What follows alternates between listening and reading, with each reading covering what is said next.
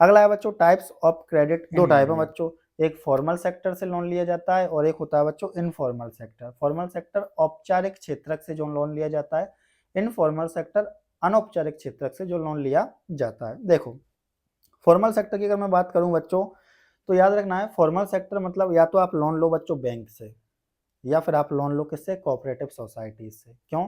एक तो सिक्योरिटी ज़्यादा रहेगी, प्लस इंटरेस्ट रेट कम देना पड़ेगा। दूसरी सबसे बड़ी बात, इनको कंट्रोल करने का काम करता है आरबीआई। कौन करता है बच्चों? बैंकों को कंट्रोल करने का काम आरबीआई करता है। हाँ, बैंक जब आपको लोन देता है तो उसकी सारी स्लिप, सारी जानकारी आरबीआई के पास में वो मेल कर देते हैं भाई कि ठीक है हमने इसको इतना लोन दिया, इतने इंटरेस्ट रेट पर दिया, ये इतने टाइम में चुकाने की बात कर रहा है। वो सारी प्रोसेस उनकी होती है।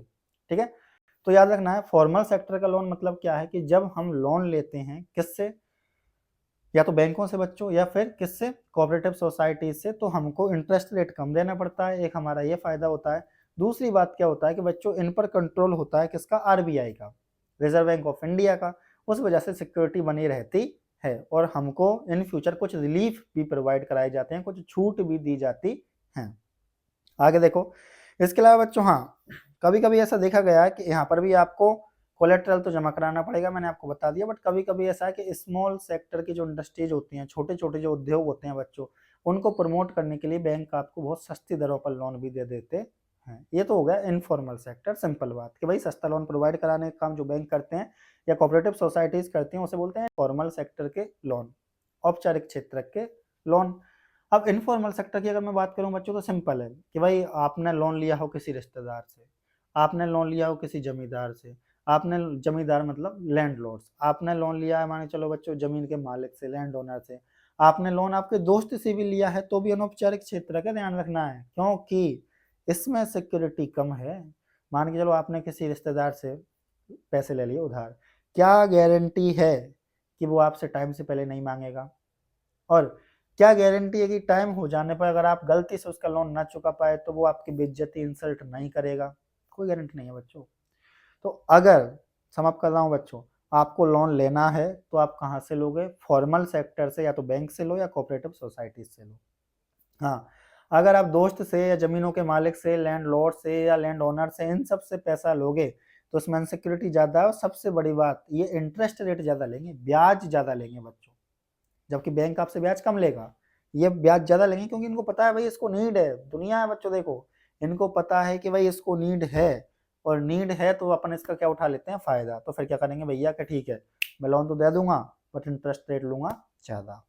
तो ये दिक्कत हो जाती है। इस वजह से इनफॉर्मल सेक्टर, दोस्तों से पैसा, रिश्तेदारों से पैसा, जमींदारों से पैसा, इन सब से पैसा कम ही लें या ना ही लें तो ये अच्छा है। ठीक है बच्चों, इतना ध्यान रखें। तो यहाँ तक तो कंप्लीट हो गया बच्चों, फॉर्मल सेक्टर और इनफॉर्मल सेक्टर मैंने आपको दोनों समझा दिए हैं। आगे चलें।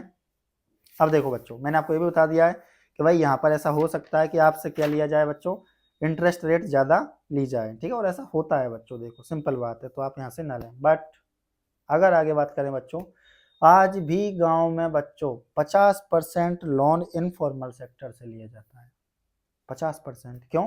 क्योंकि बच्चों उनके पास डॉक्यूमेंटेशन नहीं होते हैं, पेपर नहीं होते हैं। अच्छा आप ही सोचो, जितने भी बच्चे ये वीडियो देख रहे हैं, क्या अगर आप गांव से देख रहे हो तो क्या आपको पता है कि आपके घर के कागज कंप्लीट हैं? घर के जो कागजात होते हैं क्या वो घर के बने हुए हैं कागजात? नहीं।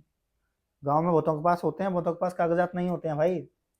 ठीक है, गांव में तो कहीं कहीं ये भी लिखा गया है मीटर भी लग रहा है तो भी पता नहीं है कि लग रहा है कि नहीं लग रहा है, लाइट खंभे से डली है, तार डाल के लगाए, क्या करा है क्या नहीं करा, कुछ पता नहीं है।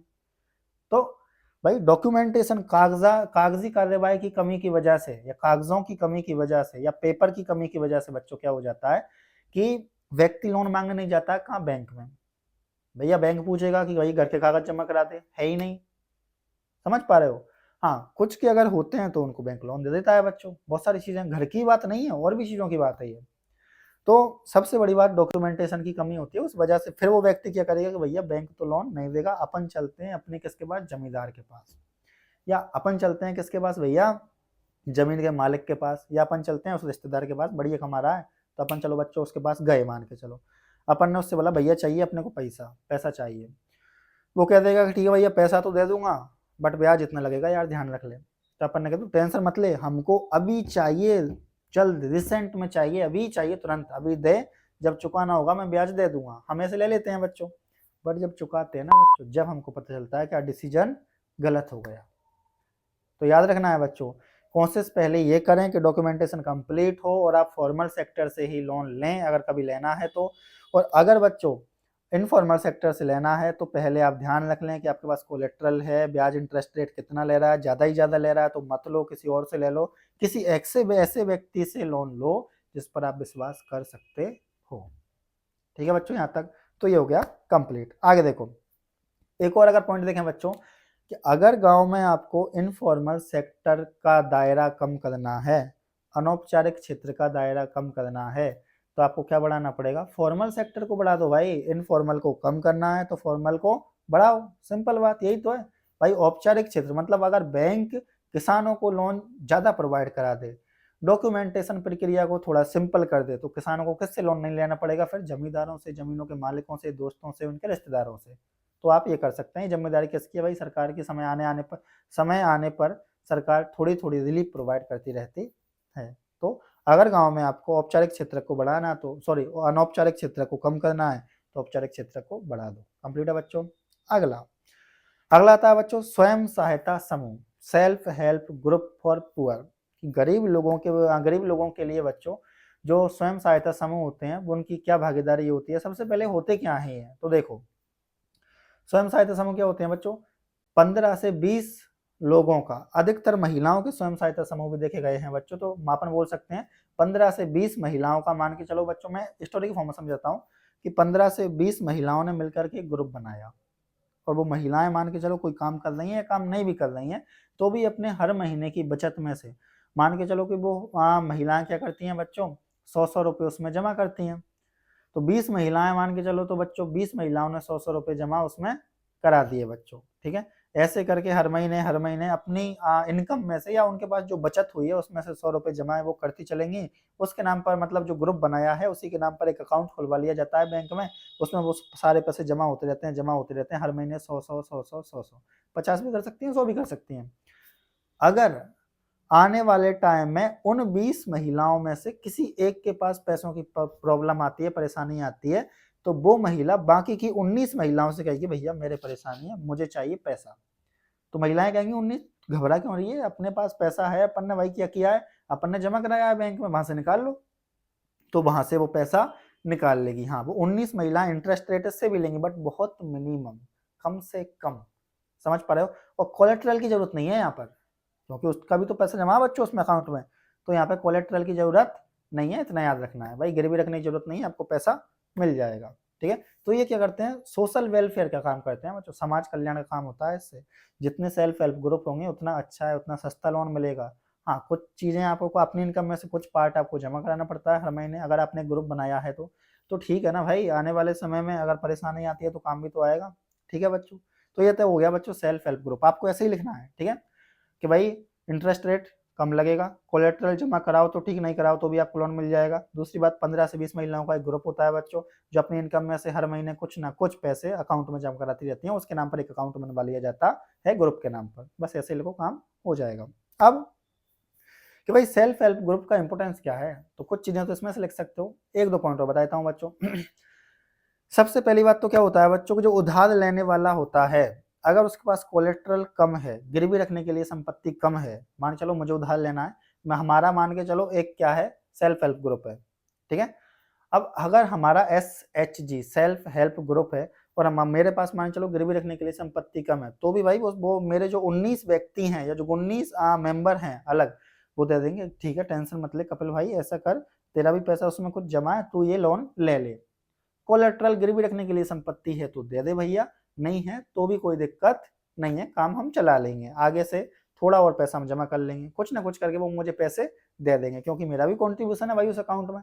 सिंपल बात। तो एक तो क्या होता है बच्चों के, जब लैक ऑफ कोलेट्रल होता है, गिरवी रखने के लिए संपत्ति कमी होती है, तो भी आपको लोन मिल जाता है। ये बहुत अच्छी बात है सेल्फ हेल्प ग्रुप की, स्वयं सहायता समूह की।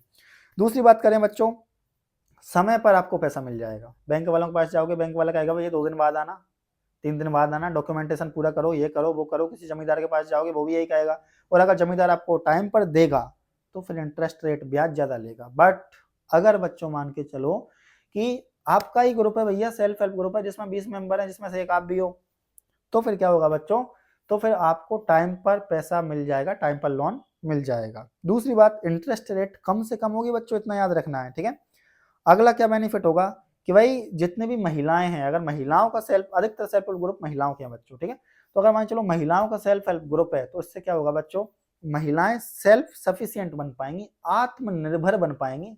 समझ पा रहे हो, महिला का आत्मनिर्भर होना और पुरुष का भी आत्मनिर्भर होना बहुत जरूरी है बच्चों, आज की सोसाइटी को देखते हुए। समझ पा रहे हो, तो अगर मान के चलो बच्चों महिलाओं का एक ग्रुप है और किसी एक महिला को किसी रीजन की वजह से कभी पैसों की जरूरत पड़ी तो वो वहां से पैसे ले सकती है, तो महिलाएं क्या बनेंगी, ज्यादा आत्मनिर्भर बनेंगी, किसकी वजह से, सेल्फ हेल्प ग्रुप की वजह से। अगला लास्ट पॉइंट देखते हैं बच्चों कि इसमें क्या होगा, इसमें अगर मान के चलो आपको सोशल वेलफेयर का काम भी करना है, जैसे हेल्थ का ध्यान रखना है सोसाइटी में अपने मेंबर्स का, या फिर अपन बोल सकते हैं या मेंबर्स के अलावा, मेंबर्स के बियॉन्ड भी, तो भी आप क्या कर सकते हो, उसमें से कुछ कुछ पैसे आप दान भी कर सकते हो, या फिर अपने मेंबर्स को रिक्वायरमेंट पड़ने पर दे सकते हो। तो ये हो चुकी है बच्चों पूरी की पूरी स्टोरी। पहली वीडियो थी, पहली क्लास थी, कैसी लगी आपको कमेंट बॉक्स में बताना। हाँ, इसके नोट्स आप हमारे टेलीग्राम चैनल से डाउनलोड कर सकते हो, वहाँ पर मैं डाल दूंगा बच्चों, ठीक है। नोट्स इंग्लिश मीडियम वाले बच्चों के लिए भी हैं और हिंदी मीडियम वाले बच्चों के लिए भी हैं, ठीक है। हाँ, ठीक है, हाँ, इंग्लिश मीडियम वाले बच्चों के लिए प्रिंटेड फॉर्म में है और हिंदी मीडियम वाले बच्चों के लिए प्रिंटेड फॉर्म में है, ठीक है, तो वहाँ से आप डाउनलोड कर सकते हो बच्चों। और अगर आपको ये क्लास रियल में अच्छी लगी, आपको लग रहा है कि हाँ भाई स्टोरी के फॉर्म में याद करने से, देखो साइंस याद करने के लिए ज़्यादा से ज़्यादा आप चीज़ों का प्रैक्टिकल करें, मैथमेटिक्स याद करने के लिए आप ज़्यादा से ज़्यादा प्रैक्टिस करें, और एसएसटी याद करने के लिए आप ज़्यादा से ज़्यादा स्टोरी सुनें, कहानी को समझें कि भाई कहना क्या है, क्योंकि एसएसटी में आपको कहानी के अकॉर्डिंग लिखना पड़ेगा बच्चों, लिखोगे तो और अच्छा रहेगा, चीज़ें आपको स्थायी तौर पर याद रहेंगी। तो क्या आपको लगता है कि ऐसे आपको याद होगा, कि आप चाहते हो इस प्रकार की सीरीज और या इस प्रकार की लेक्चर और आगे आए, तो कमेंट बॉक्स में जरूर बताएं बच्चों, कमेंट जरूर करें, क्लास को शेयर करें, आपके लिए क्लास बनाई गई है। थैंक यू, धन्यवाद, शुक्रिया आप सबका। मिलते हैं अपन सब अगली वीडियो में, अगले क्लास में, अगले लेक्चर के साथ।